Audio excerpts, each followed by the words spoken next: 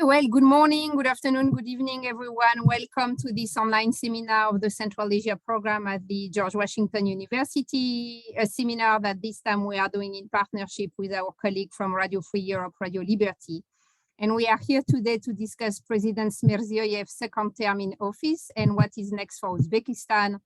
As you all know, Mirziyoyev got re-elected without any surprise, yet there are still a lot of things to discuss about what is happening currently in Uzbekistan and how the changes and the reforms are kind of going on or not going on. And for that, we have three great speakers who will be discussing the current situation after this election. We will have first Alisher Siddiq, who is the director of Radio Free Europe, Radio Liberty Uzbek service, who has been really leading the journalism in Uzbekistan, and he was named Journalist of the Year by Reporter Without Borders in Stockholm in 2005. Then we will hear from Dilfuza Kurulova, who is a human rights lawyer from Uzbekistan, working on family and labor issues. She has been working for the World Bank, the ADB, Peace Nexus Foundation, the International Commission of Jurists, and she was an adjunct professor at Webster University in Tashkent. And then we will hear from Sebastian Perutz, who is a research professor here at GW and also a senior fellow with the George W. Bush Foundation for US-China relations. So welcome, everybody. I will give you each the floor for about 10, 12 minutes, and then I will invite everybody to ask questions in the chat, and I will be moderating the discussion for the second half of the seminar. Welcome once again, and Alisher, the floor is yours. I'd say 10, 12 minutes for, to summarize the situation in Uzbekistan is more than enough, actually. It's a rather, I'd say, a very simple country, with a very simple politics. And, you don't need to very much, overanalyze the situation there. As you said, the re-election of Mirziyoyev was predicted. And also, I can tell you the secret, his third-term re-election might be also, the truth. So now, with the second term, the main issue now, for the next 5 years, of course, will be to change constitution and to that would guarantee Mirziyoyev's stay in power beyond his second term and possibly moving forward. So yeah, we have a populist president now. Over 5 years in power, and he has been 13 years. He served as a prime minister under dictator Karimov, and basically continues authoritarian regime with a milder form for the time being.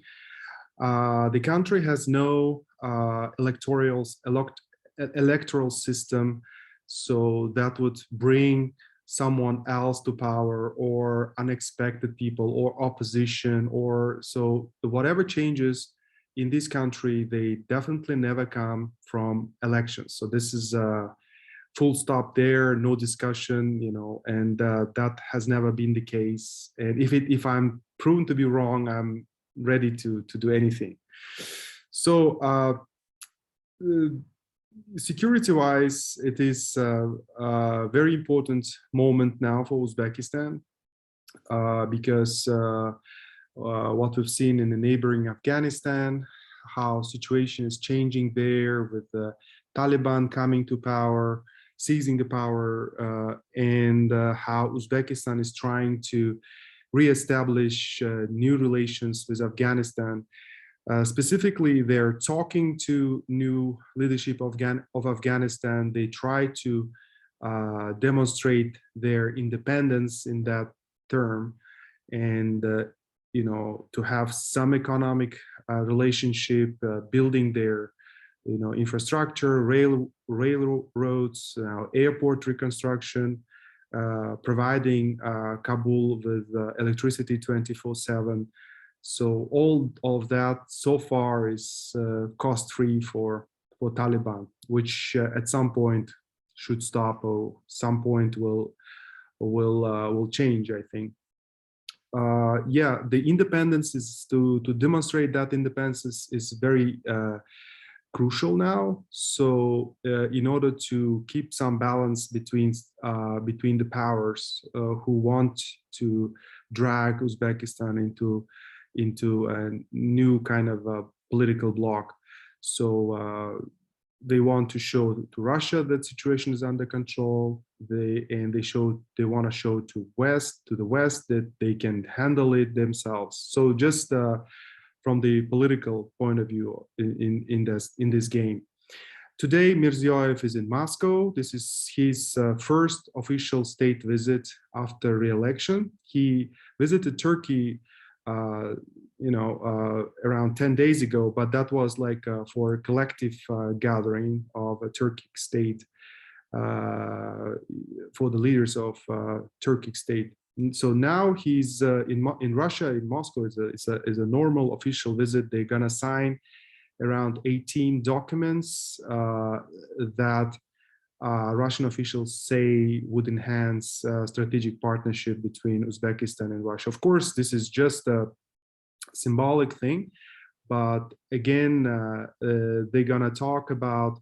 Putin already congratulated President Mirziyoyev, and of course, lots of things they need to discuss, and what will be eventually resolved in terms of cooperation is still unclear. We'll need to see, but that's just a gesture visit to tell Putin that, you see, my first visit is to my big brother, and I'm here. So, and I'm happy for with our relationship. So, next thing, of course, geopolitically, Uzbekistan is now balancing between mainly three powers. It's Turkey is a new player there, China, and of course Russia. So there will be no changes in that regard. Economy-wise, so after Mirziyoyev came to power, the state debts of Uzbekistan increased to $35 billion. That is unheard of for Uzbekistan. It has never been. It was always nearly zero state debts under President Karimov, and this time Mirziyoyev turned into other direction and thought he might deliver economic progress if he borrows a lot of money. So, but that process has been done without basically sealing the holes of corruption. So now with the top level corruption, with the super debts, nobody knows where this money is. So you don't feel this money anywhere, except from some development projects. That money obviously didn't go to reform, judiciary, or to reform, economy. So it was just an unexplained situation with that. So for the next 5 years, the debt will continue growing. That's for sure, and the time of repayment will come, and that will be something what we expect. The country is undergoing a huge energy crisis. So the majority of population has no gas or electricity. Though Uzbekistan is very rich has very rich gas reserves. So it's the area was completely under invested, and they could not bring international investors to explore Uzbek gas. So as I said, again, corruption is #1 issue, which was not dealt with by President Mirziyoyev. And at the same time, the level of corruption is increasing, and with the growth of the influence of his family members it's pretty much the same. You have 2 daughters, then 2 son-in-laws, then bunch of relatives, and a lot of friends. And that's how the wealth is distributed. If you talk about distribution of wealth, it's pretty simple. And whatever you touch and then go deeper, as we do a lot for our investigations, you end up in some of the pocket of president's family. So that was not the case under Karimov, except from his daughter, Gulnara Karimov, who is in jail, and the other daughter who is in California enjoying her luxurious life. So, but here it's a larger scale. It's more systemic, more deliberate and smart way of stealing countries' resources and seizing the sectors of economy by the members of president's family. Yeah, there are a lot of talks about changes. Some of them are considered to be positive, that the relations between countries in Central Asia got a little better after Mirziyoyev came to power. That's true. The borders are open to the extent they can be open at this COVID-19 period. Also, some freedom of speech is there, some freedom of media is there, but the media is going under control of influential state officials and oligarchs. Yes, it's true. Under Mirziyoyev, we now have a new caste of oligarchs. So it was not the case under President Karimov, of course, since it was like pure dictatorship. Now we have the influence of oligarchs is growing. Again, they very much intertwined with the members of president's family, and they allowed to show off their wealth and fly private jets, and so pretty much without any, let's say, accountability for their wealth. So that's the economic perspective. From the political point of view, as I said, there's no electoral system. Nobody's elected, basically. Everybody's appointed by president. So you take any neighborhood chief or any governor or state or city mayor, all of them appointed directly by the president, and including the parliament members, though you see that officially there are a parliament election, but in reality, the parliament will never has some like opposition members. It's pretty much controlled by the state who will be the deputy.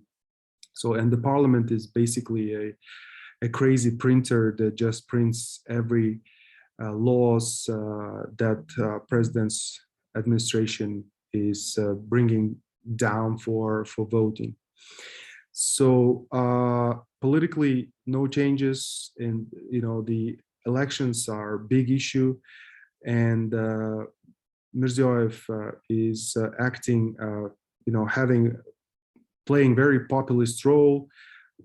He came up with this idea that this is third renaissance in Uzbekistan, that we're building new Uzbekistan, and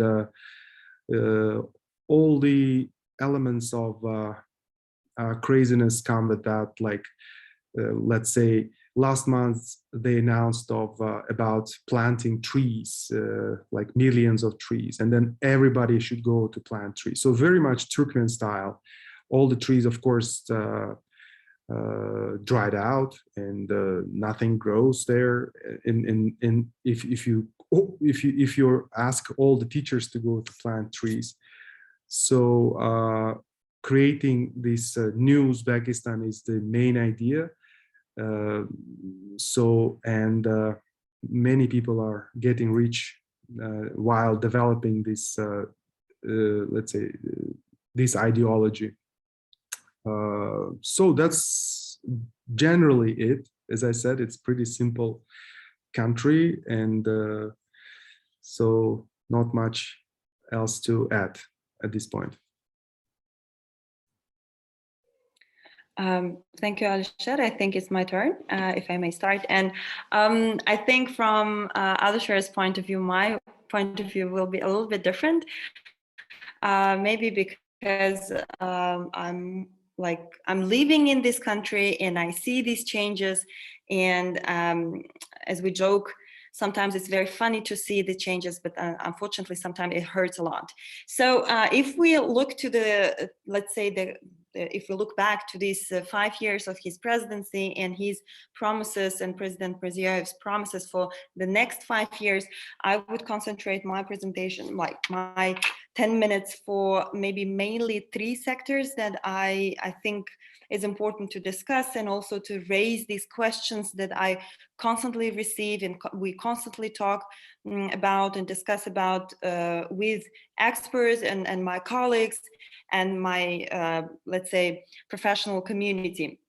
So first is the constitutional reform. Alisher has a little bit touched upon that, but President Mirziyoyev said that there will be a constitutional change, reforms, and this document, which is very important in its sense, and as for the lawyers, it's the must document that is, primarily framework of the human rights and the basic principles of the governance, will be like having more important role, and etc. But another question is, as has been raised by Alisher as well, what is this constitutional reform? Will it be because of the, changing the structure that will enable power shift, or will it be something that will really make this document important and lively to be used? For example, in judiciary sector, since I'm working in this sector a lot,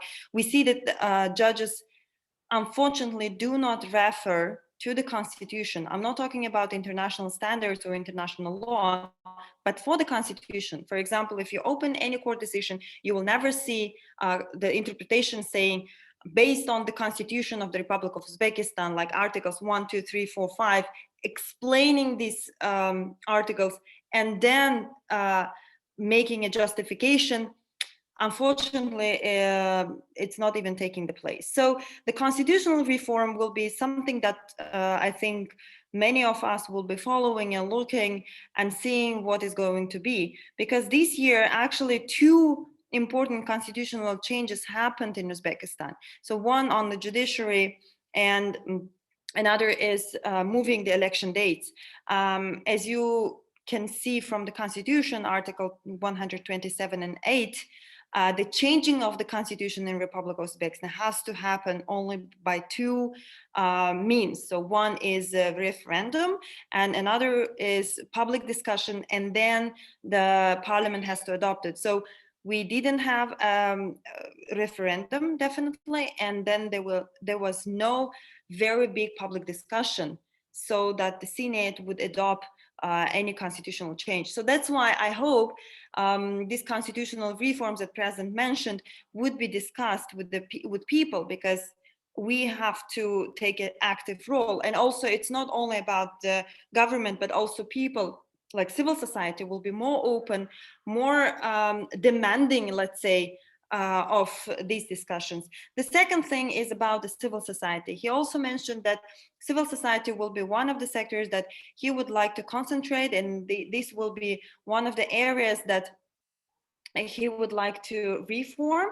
I think in this sense, it's very important to again raise the question and question ourselves and question the strategy that is going, is what is the civil society development? Is it the usual suspect that there will be some NGOs getting 18, 20, 50 rejection, or every single NGO which is, let's say, submitting their documents will be registered freely, transparently, and easily. And another thing is reflecting to the human rights.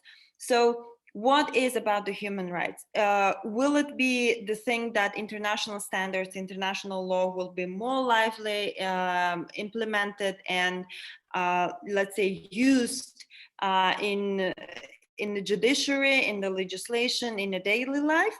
Or will it stand again as something that is Western concept, or something that is in the US and the EU, or in other countries, but not in Uzbekistan, not in the Central Asian region? So that's why for us as a lawyers and legal community, for us it's very important, because as you know, we still have biggest challenges on human rights and judiciary, independence of judiciary, independence of the bar, and access to justice. So I hope when the president is talking about civil society development, human rights, the reforms and the advisors and all this apparatus that is working on these reforms will be concentrating on international standards and application of human rights standards and obligations of Uzbekistan, realizing them in the real life.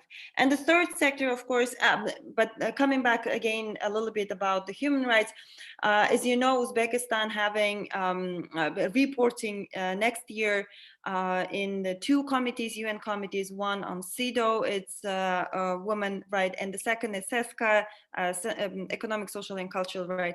And I hope these recommendations will be implemented as well and taken into the consideration, because unfortunately, these recommendations usually stays in somewhere in the shelf, but not really seriously considered and then implemented in the country, especially when we talk about special mandates, when we talk about judicial reforms and guaranteeing of human rights.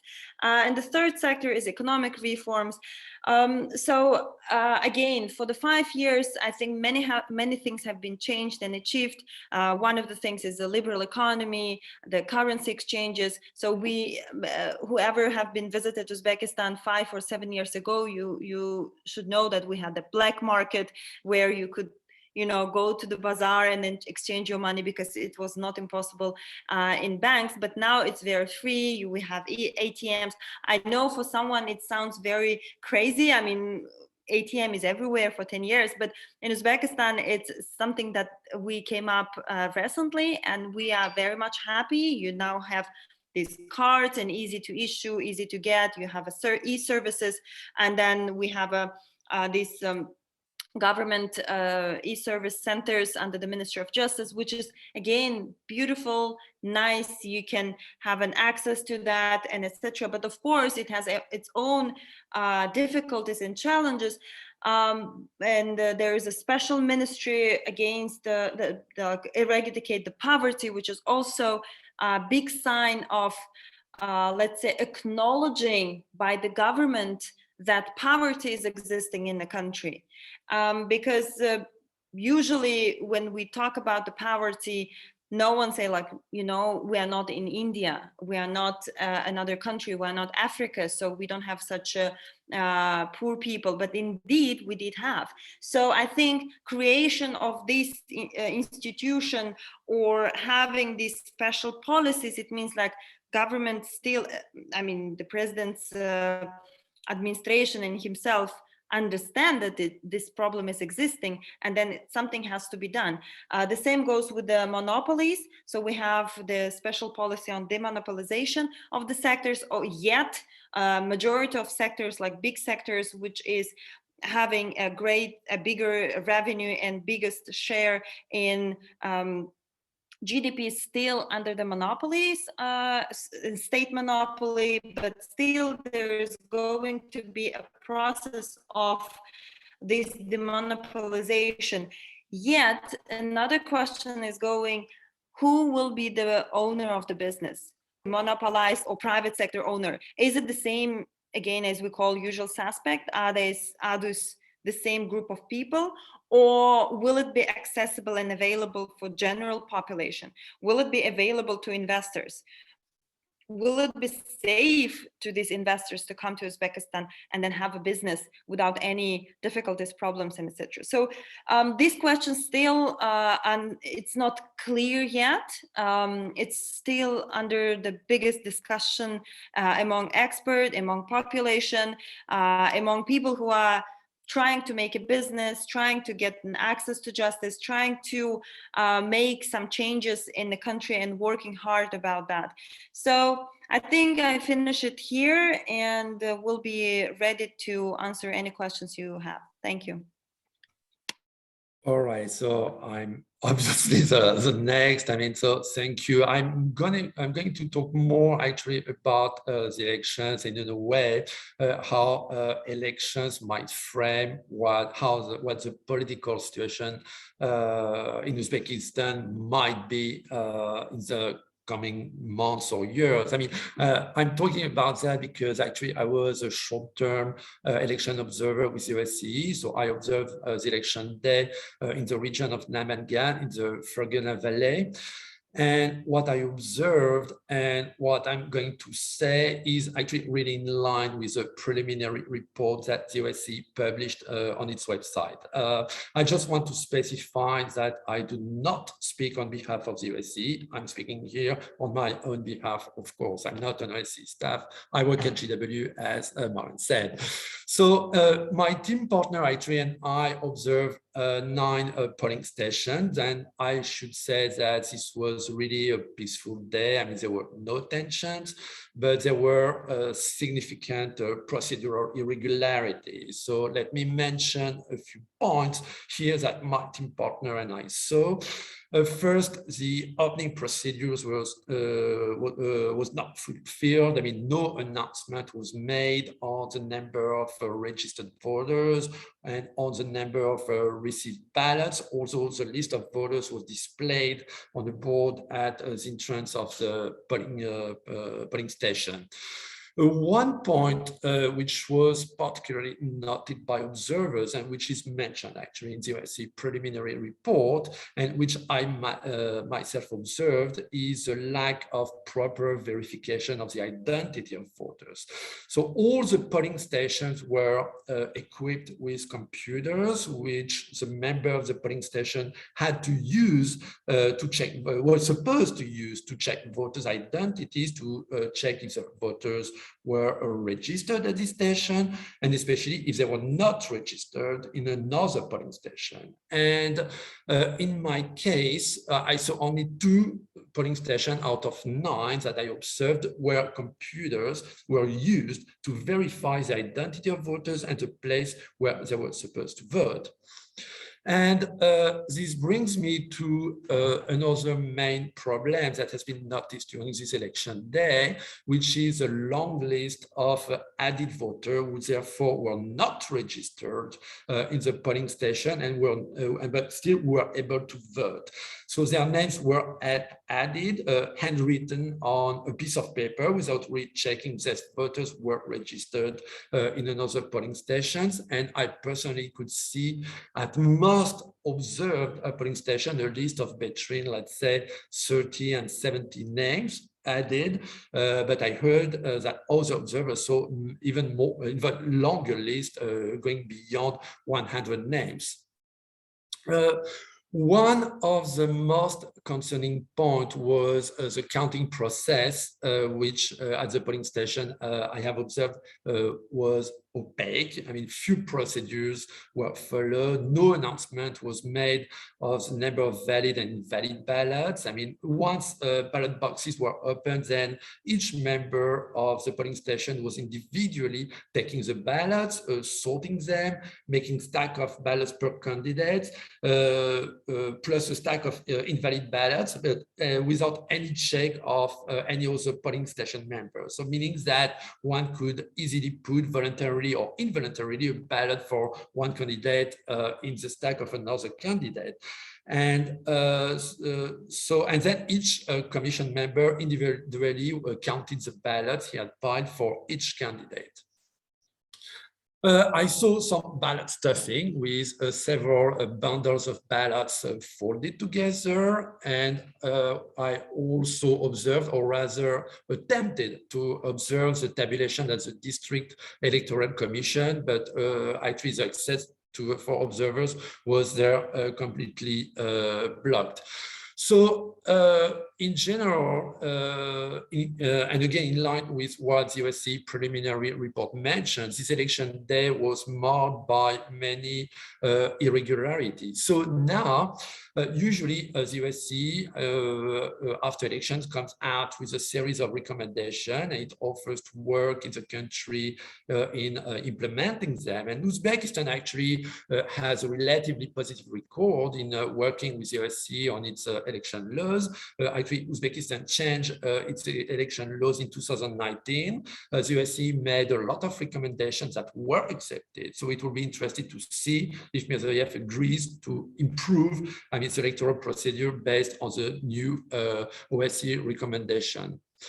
And here comes an essential point, is that the elections are not, of course, just election day, but include the whole electoral campaign. So here again, many concerns have been raised, and these concerns actually raise broader questions about Mirziyoyev's political intentions during the second term. So let me mention some of them.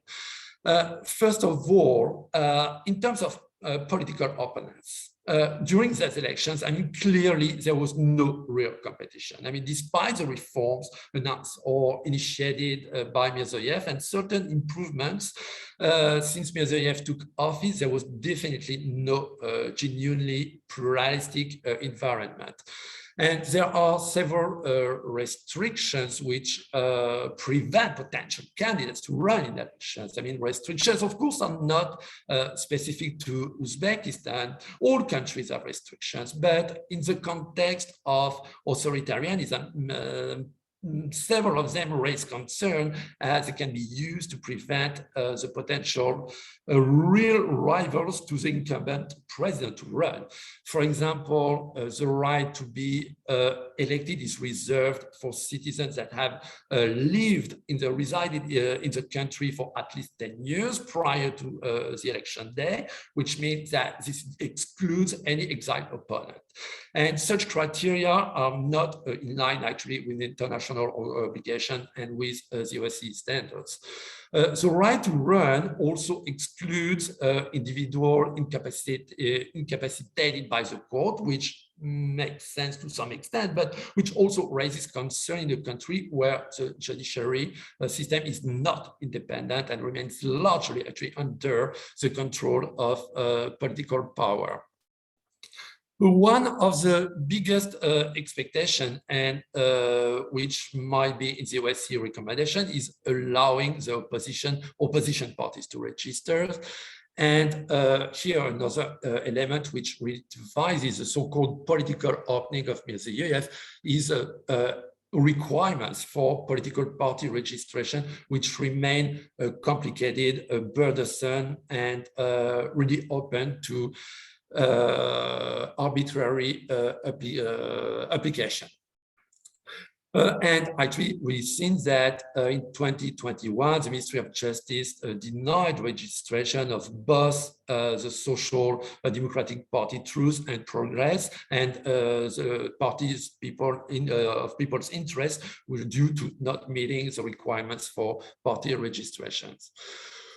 Also, another point is that election campaigns of political parties are financed from the state budget, and all other sources of funding are prohibited, which is very likely to impact, to diminish individuals' right to freely express political support, and this is contrary to international good practices.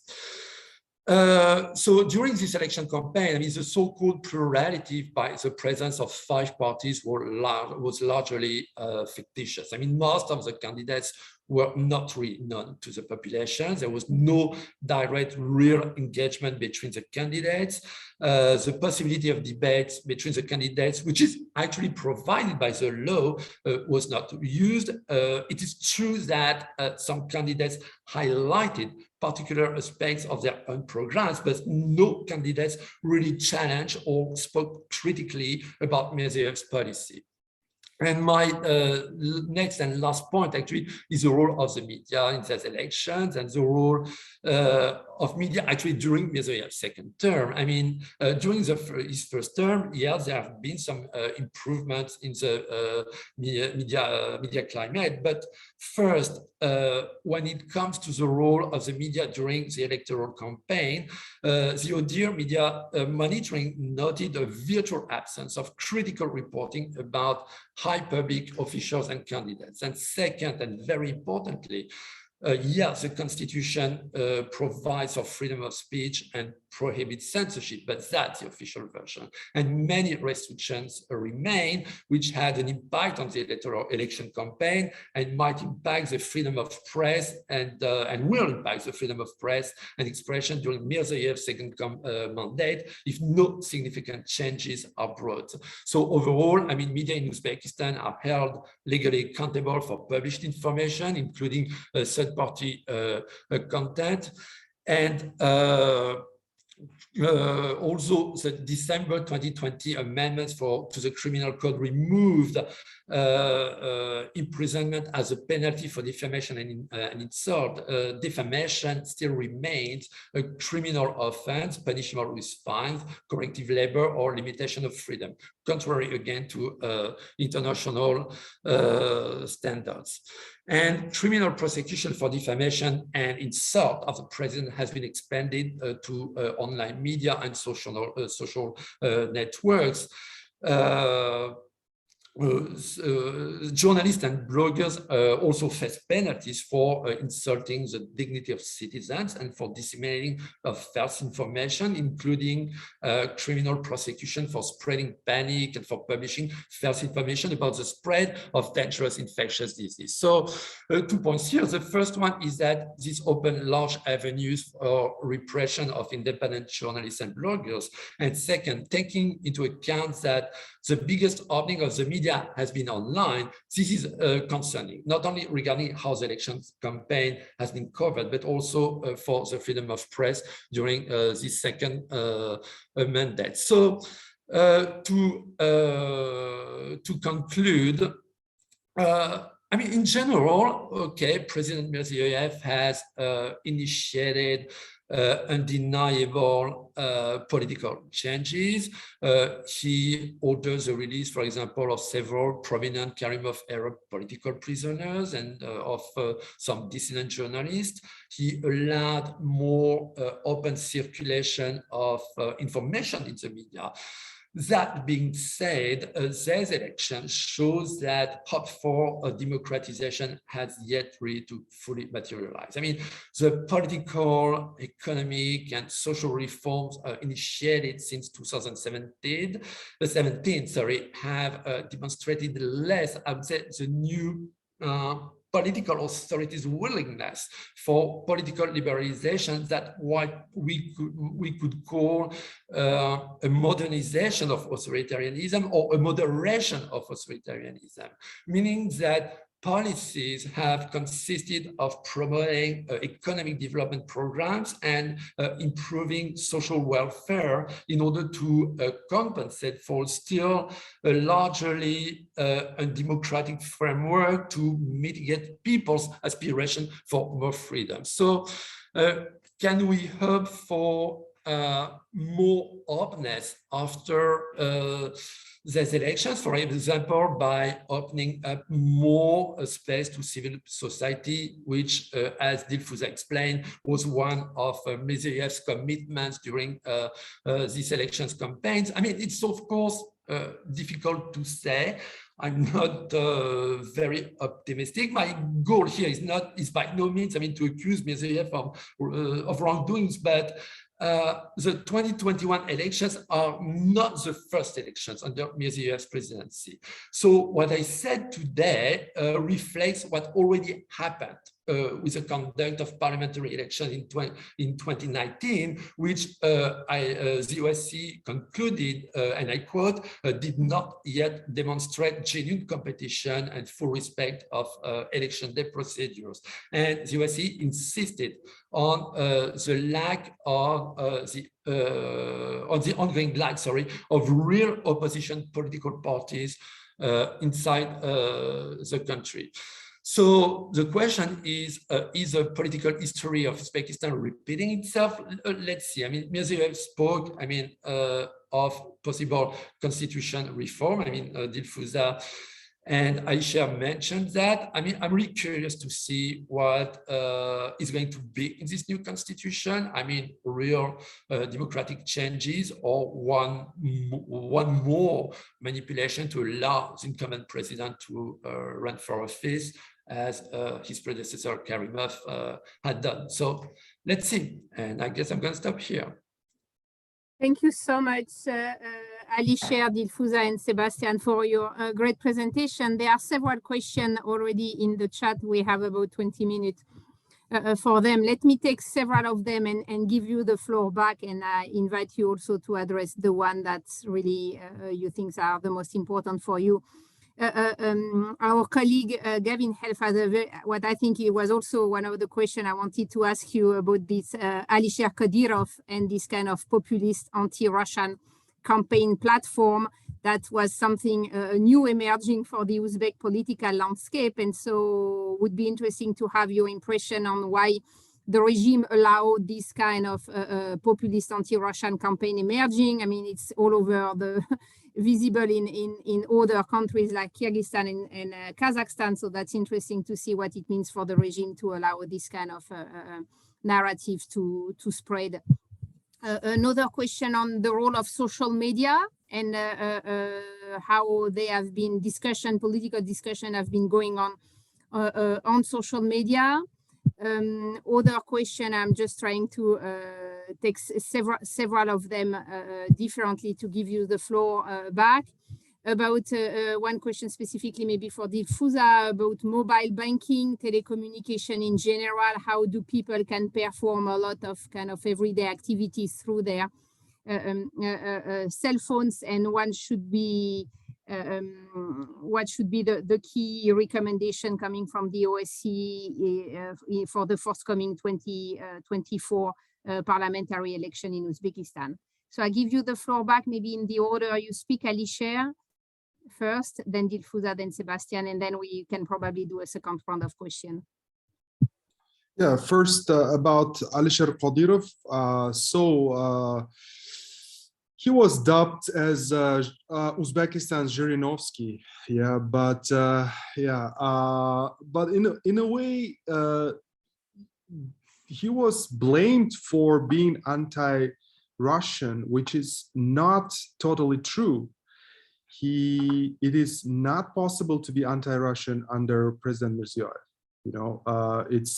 It's impossible. You don't have him saying we don't need Russians, we don't need Russian money or investments, we should be enemies with Russian, we should look towards America or West. No, what he said is just, he said let's speak in Uzbek in Uzbekistan. That's what he said. What's wrong with that? Basically nothing wrong with that. So because as you know, Russian as language is pretty strong in Uzbek establishment, and his party, which is let's say National Recovery or like Renaissance Party is all about it. So he was talking along his party line, and the main idea is to support Uzbek, basically Uzbek as a language, but not like anti-Russian. So he kind of competed against Mirziyoyev, which was so funny to watch, because in the very end of his election campaign, he made a statement that infuriated labor migrants in Russia. And that of course pretty much well staged by Mirziyoyev's kind of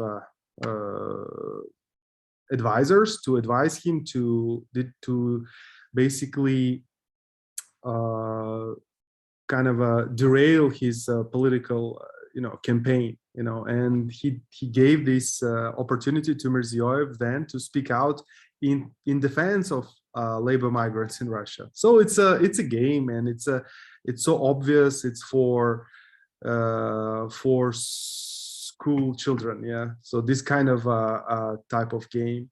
So I don't think we need to stop on Kadyrov too much. He's just another puppet. He's another waiter in Mirziyoyev's restaurant, yeah. So you have him coming and doing everything he wants, from him. So then about social media, in social media, yes, I think it's the most promising place in Uzbek society in terms of expressing your free views. There are a lot of problems. We don't know when the social media will be completely blacked out. It happened a couple of weeks ago already. It may happen again. Uzbek government is kind of engaging the whole army of its own trolls, and you need to be very careful while looking into the comment section, because believe me, 80% of these people will be government-sponsored trolls, and we had the investigation about it too. So what was another question? The third question was more for Dilfuza about banking system and telecommunication. Right. Okay. I'll stop. Thank you, Dilfuza. Yeah, thank you so much. Just to add maybe on Alisher's point about Kadyrov, I think to be honest,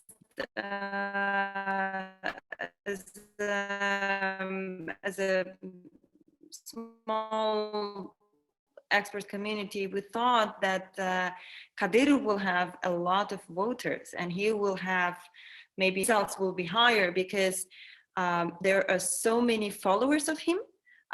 There are so many supporters, and then it was announced that his votes were smaller than we expected. Maybe this is also one of the illustrations that gender equality and gender issue is on the top of the discussions. That's why the second, let's say from the top, the second voice and then the second round is given to Varisova. So I don't know, of course, it's just our interpretation of the distribution of votes, let's say, but maybe I'm not, we are not right.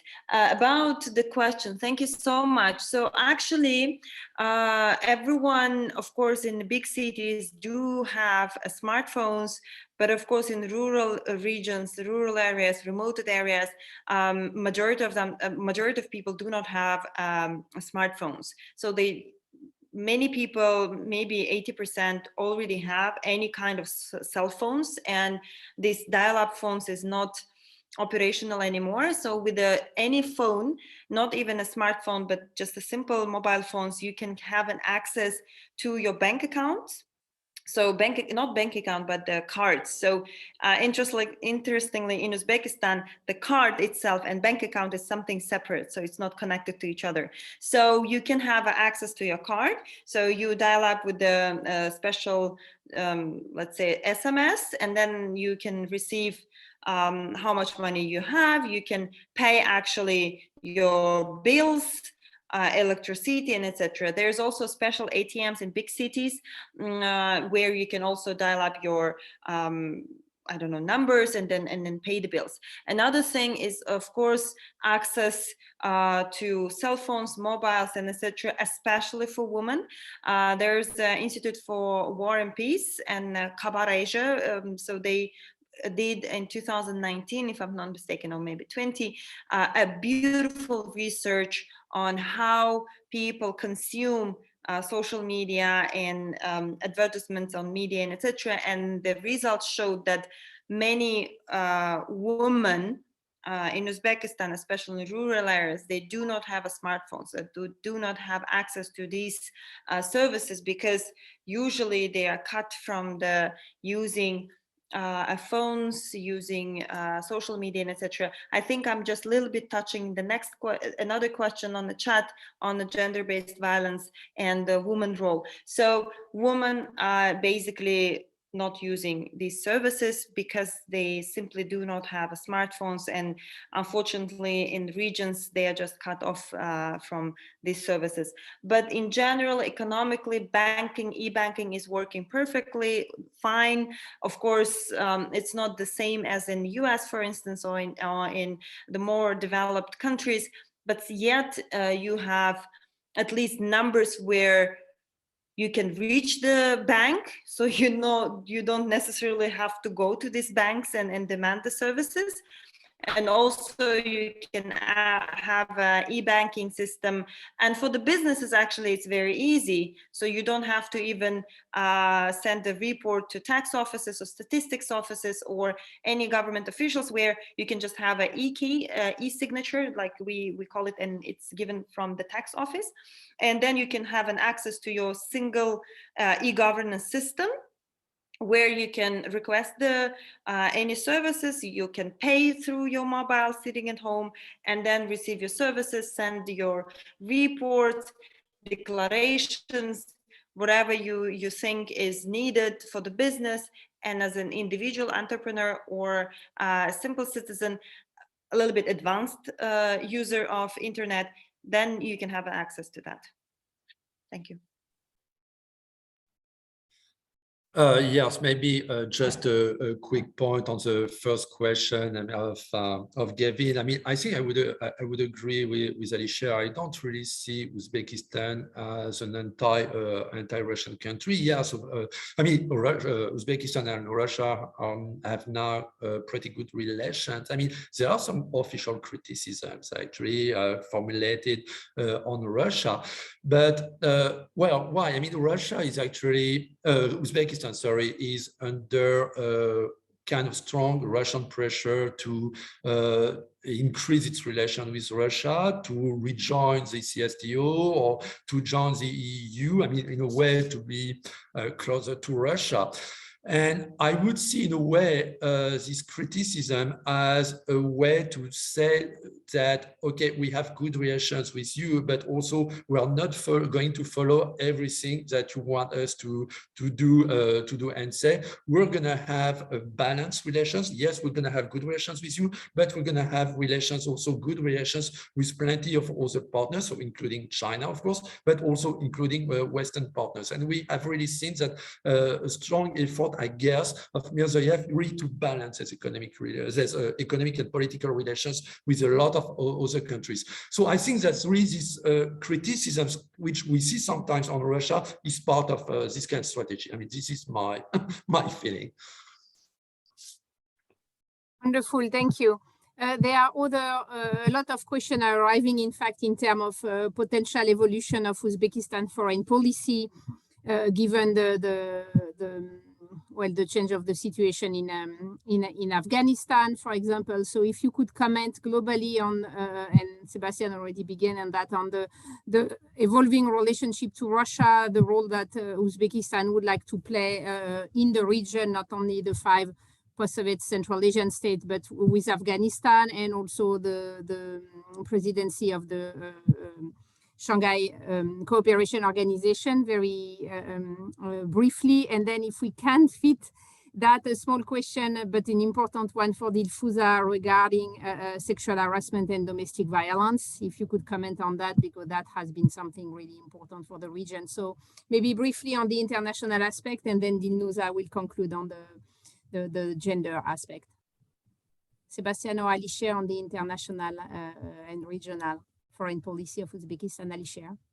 Yeah, I mean, in terms of Afghanistan, yeah, Americans has left and have left the Afghanistan, and of course the importance of Uzbekistan, you know, diminished with that. So there's no active military operation, nothing, and Uzbekistan's role will be basically to help with humanitarian aid. And now we see that Afghanistan is in a threshold of hunger. And Uzbekistan is offering its logistics, its territory to move humanitarian aid to Afghanistan. With Afghanistan, the relations are very simple, as I said. They don't want, they kind of afraid of them very much. And the only guarantee they basically asking is, can you please stay away from us, basically, and whatever is needed, we're gonna do it for you. So basically now, as I said, they providing electricity to Kabul 24/7. It's free of charge now. I don't know how Taliban is gonna pay for it, since they don't have any banking system, or I don't know. But they will continue providing that electricity to Afghanistan, as they said. They will also participate in reconstruction of railroads and roads and airports, which is ongoing now. And they will continue using the territory for transiting its goods to Pakistan and Iran. But that's that's about it. You know, from the Russia's influence in this regard, it's pretty unpredictable whether Russians would somehow use Taliban, you know, changing their mind and attacking Uzbekistan. So then they need to get closer to Russia, but that needs to be seen, you know, to how extent Putin wants to use this Afghan card to bring the whole region closer to Moscow. It's not happening yet, but we'll see. That's general Uzbek policy towards Afghanistan. Thank you, Alisher. Sebastian, would you like to add something? Well, no, well, very quickly, because I already addressed that a little bit. I mean, I really don't see big foreign policy changes in the coming years. I mean, Mirziyoyev has established already a kind of very well-defined frame of in foreign political relations, meaning, as I said, trying to balance its relation with a lot of partners. I mean, not only in terms of political relations, but also and especially on economic relations. And on Afghanistan, in a way, I mean, I totally agree with what Alisher said. You know, to wrap up very quickly, it's as when it comes to Uzbekistan relations with Afghanistan, it means for Uzbekistan cooperating with Afghanistan in Afghanistan through economic and development projects, and on the other hand, controlling Afghanistan outside of Afghanistan, and especially in Uzbekistan, meaning no kind of political interference of the Taliban or of any movements which would be based in Afghanistan in Uzbekistan. And we have seen something which really shows that pretty clearly is that Uzbekistan has been extremely reluctant to have any kind of Afghan refugees on its territory. Thank you, Sebastian. And Dilfuza, to conclude. I'll try to be very, very short.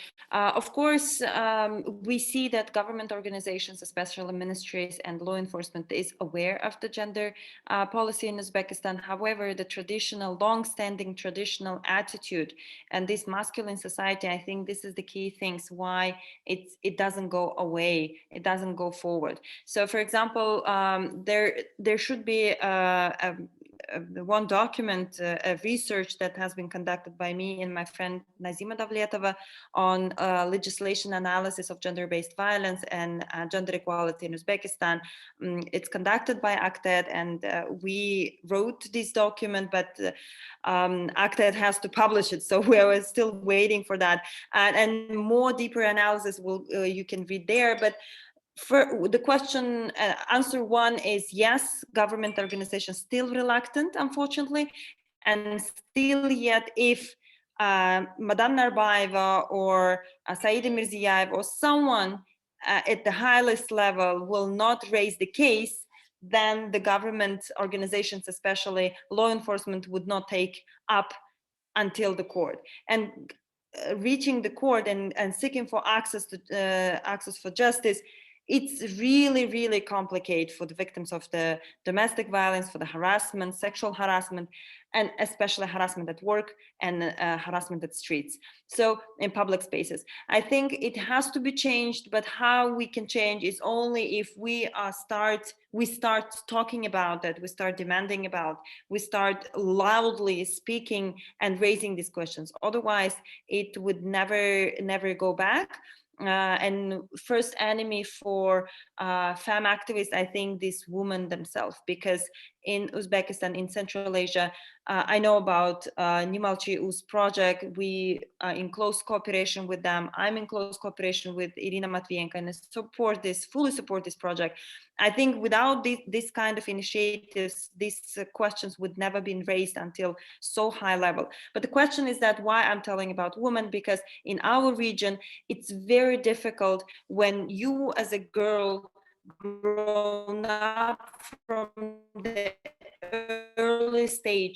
early young age, that you have to clean the whole house, your education is on the second conditions, and at the age of 18 or 20 you're married, you have kids, you have no job, you have no further opportunity, you have nothing, blindly, and then you have no supporters, especially your family is not supporting, then women would never ever go seek for the assistance from abroad, or assistance from somewhere, especially let's say from the court, from judges, and etc. For 3 years, I provide free legal consultations to people through online tools as a lawyer, because I think it's important also to have such channels for free consultations.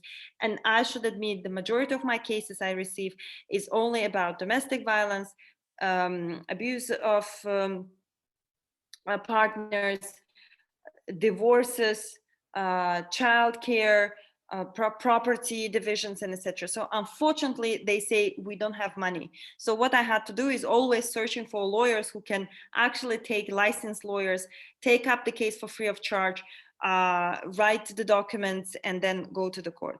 It's very deep-rooted problem that for 4 years before it was taboo topic, we never discussed it. So now we are discussing openly, and I think it's a great achievement and just a simple citizen.